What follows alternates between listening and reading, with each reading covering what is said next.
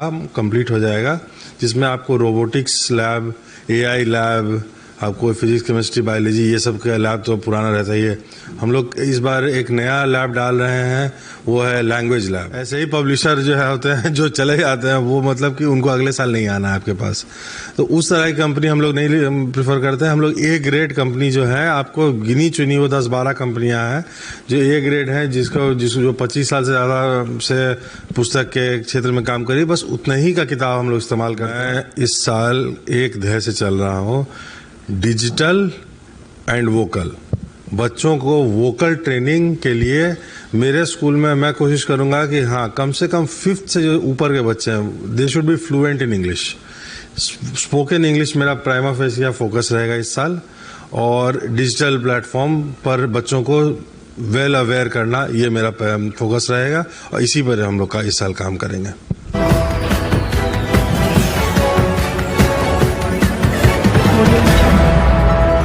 नमस्कार, बिहार मिथिला न्यूज में आपका स्वागत है। मैं हूं मनोज।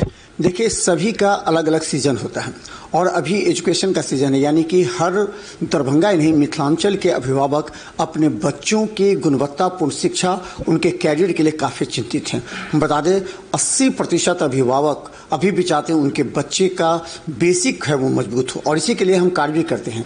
हम बता दें कि पब्लिक स्कूल बेला का एक अलग पहचान है, और हम बता दें कि जिस तरह स्टेप बाय स्टेप इस स्कूल ने छात्रों के लिए, अभिभावकों के मन में एक जगह बनाई है, उसमें राहुल मिश्रा जी का काफ़ी योगदान है। एक युवा चेहरा नए पद्धति, आधुनिक टेक्नोलॉजी से इस स्कूल को और विकसित करने में लगे हैं। आपका स्वागत है। धन्यवाद मनोज जी, आपने मुझे मौका दिया अपने चैनल पर आकर के अपनी बातें ये साझा करने के लिए, उसके लिए धन्यवाद।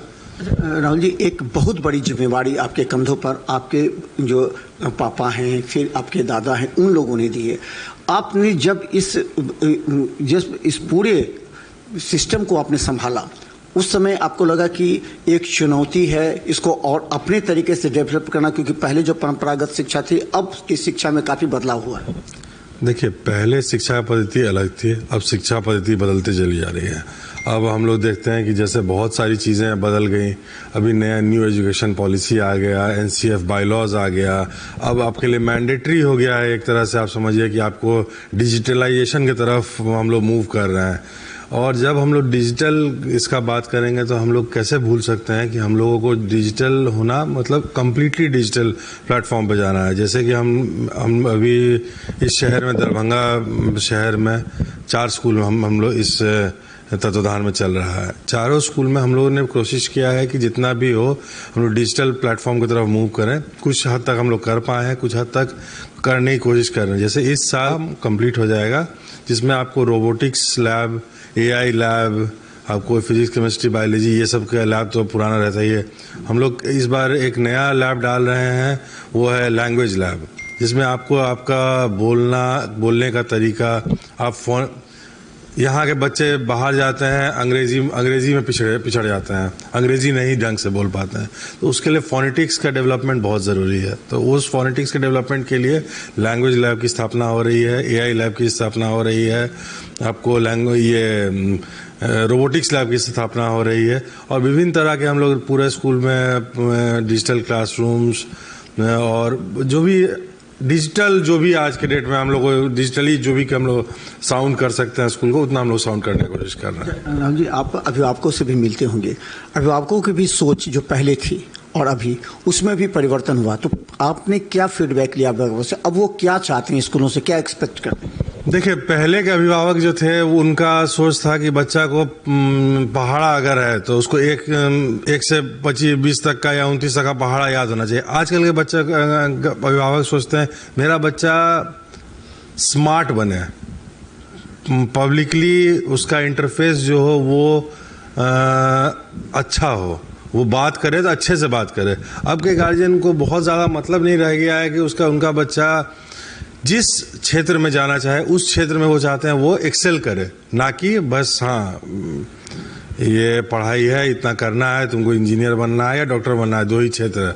अब तो आज के दिन में डाइवर्सिटी इतनी ज़्यादा है कि डॉक्टर इंजीनियर के अलावा भी 1000 अलग अलग व्यवसाय हैं, अलग अलग काम है, अलग अलग पढ़ाई है। तो अब गार्जियन की सोच बदल रही है और गार्जियन बच्चों को प्रोत्साहित कर रहे हैं कि जिस भी क्षेत्र में वो जाएं तो उसमें अच्छा काम करें। आप पूरी तरह एक सरकार का भी एक आइडिया था कि 8वीं के बाद प्रोफेशनल रूप से बच्चों के कैरियर को लेकर के, केवल एजुकेशनल नहीं, प्रोफेशनली उसको किस तरह तैयार किया जाए ताकि 8वीं के बाद ही वो अपना कैरियर का निर्धारण करे।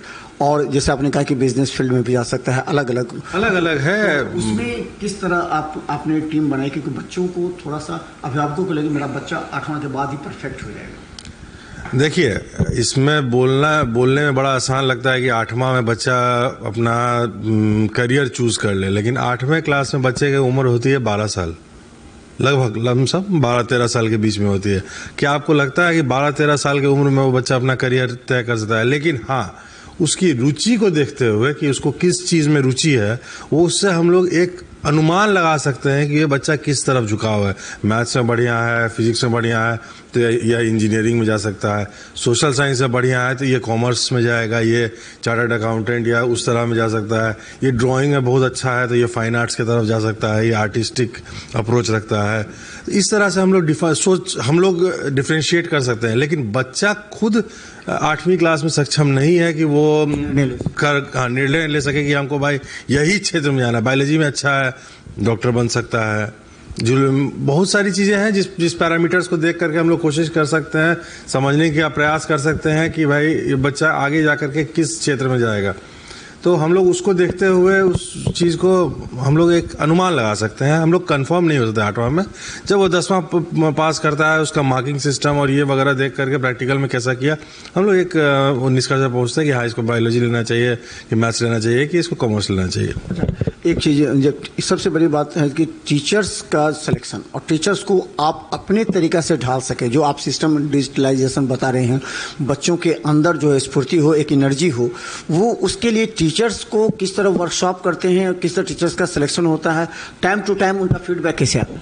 देखिए, टीचर का टाइम टू टाइम फीडबैक है कि मैं खुद भी आपको महीना 2 महीने में एक बार क्लास में ज़रूर जाता हूँ बच्चों के बीच में, और मैं समझने की कोशिश करता हूँ कि बच्चे को कहाँ पर समस्या आ रही है, कहाँ पर उसको कौन चीज़ में, किस चीज़ में वो बहुत अच्छा चल रहा है, उसका किस चीज़ में ख़राब चल रहा है। वर्कशॉप, रेगुलर वर्कशॉप्स होती हैं अलग अलग, जैसे कि हम लोग जो भी पब्लिकेशन की बुक्स यूज़ कर रहे हैं या जो भी करते हैं, उन लोगों के द्वारा भी अपने बुक को पढ़ाने के लिए बेहतर से बेहतर तरीके से अपने बुक को पढ़ाने के लिए उसके लिए वर्कशॉप कंडक्ट किए जाते हैं। एवं CBSE का आजकल सहोदया के साथ जो टाइप हुआ है, उसमें रेगुलर वर्कशॉप्स होती हैं। जैसे अभी पिछले 7 तारीख, 8 तारीख और 9 तारीख को नालंदा में सार्क जो ये है बॉडी है, उसके और CBSE के अलायंस से वो 3 दिन का वर्कशॉप हुआ था, जिसमें हमारे स्कूल के लगभग 40 शिक्षकों ने वहाँ पे पार्टिसिपेट किया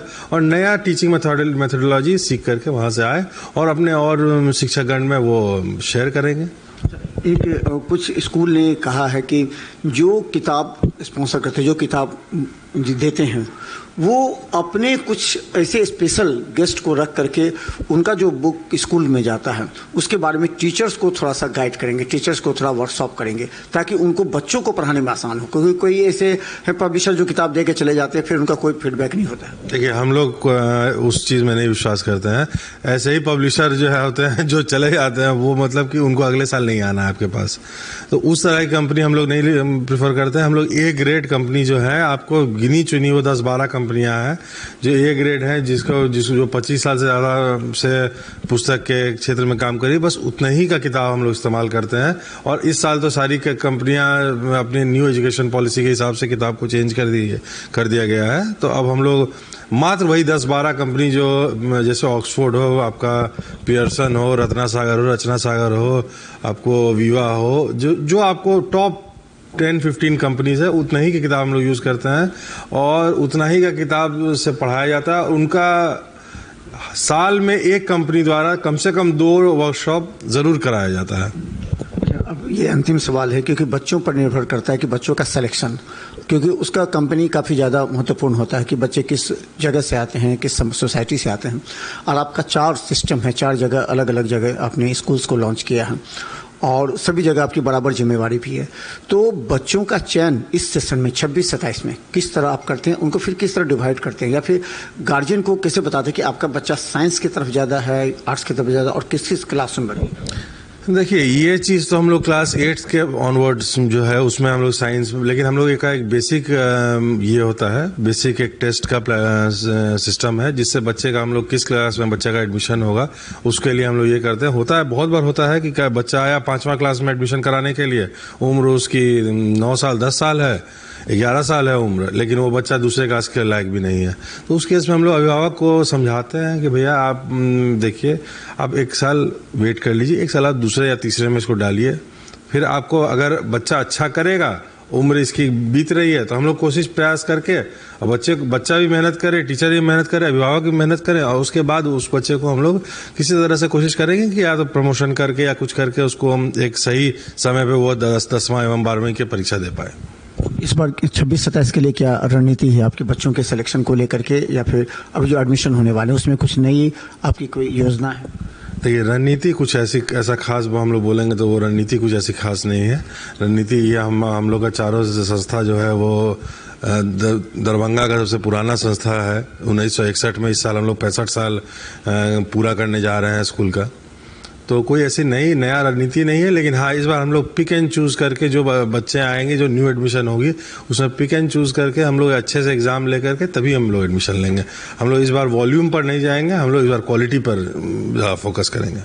अंतिम साल आपसे अपेक्षाएं बढ़ गई हैं, क्योंकि जिस तरह आपने स्कूल का स्टैंडर्ड बढ़ाया है एजुकेशन के क्षेत्र में, क्वालिटी एजुकेशन के क्षेत्र में, तो आपसे अपेक्षा बढ़ गई। अब आपको की हो या जितने भी और स्कूल है, आपने देखा कि कॉर्पोरेट स्कूल जिस तरह बढ़े थे वो उसी तरह धराशायी हो गए, मतलब लोगों में अब उसका जिक्र नहीं रहा जितना पहले था।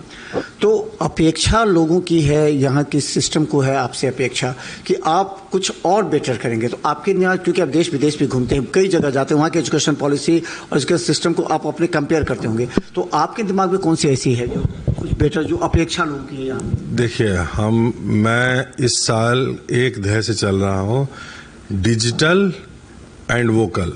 बच्चों को वोकल ट्रेनिंग के लिए मेरे स्कूल में मैं कोशिश करूंगा कि हाँ, कम से कम 5th से जो ऊपर के बच्चे हैं, they should be fluent in English. Spoken English मेरा प्राइमा फेसिया फोकस रहेगा इस साल, और डिजिटल प्लेटफॉर्म पर बच्चों को वेल अवेयर करना, ये मेरा फोकस रहेगा, और इसी पर हम लोग का इस साल काम करेंगे। तो धन्यवाद। देखिए, हम दरभंगा ही नहीं, मिथिलांचल के तमाम अभिभावकों के लिए एक संदेश देना चाहते हैं कि आप अपने बच्चे के कैरियर के प्रति, एजुकेशन और उसे डिसिप्लिन के प्रति अगर सजग हैं, तो ये आपकी भी जिम्मेवारी है कि आप देखिए। हमने पहले भी कहा है कि स्कूल के बाहर जाके देखिए वहाँ डिसिप्लिन है या नहीं, बच्चे वहाँ सही तरीके से पढ़ते हैं या नहीं, या फीडबैक आप तक पहुंचता नहीं है। हमने कहा था कि अगर बच्चे आपके घर में 4 घंटा अगर सेल्फ स्टडी करते हैं, समझिए वो स्कूल बेहतर और क्वालिटी शिक्षक दे रहा है। और एक युवा के कंधों पर जिस तरह जिम्मेवारी है, और इस पब्लिक स्कूल बेला को अलग अलग 4 सिस्टम में संचालित करते हुए हजारों अभिभावकों के सपने को पूरा करने में लगा है। हमें आशा है कि ये सिस्टम और भी ज़्यादा विकसित हो ताकि पूरे बिहार में नाम हो। तो इसके लिए बिहार मिथिला न्यूज़ यूट्यूब में सब्सक्राइब कीजिए। हमारा हेल्पलाइन नंबर टीवी पर चल रहा है, आप हमसे जानकारी भी ले सकते हैं। धन्यवाद। Thank you. धन्यवाद।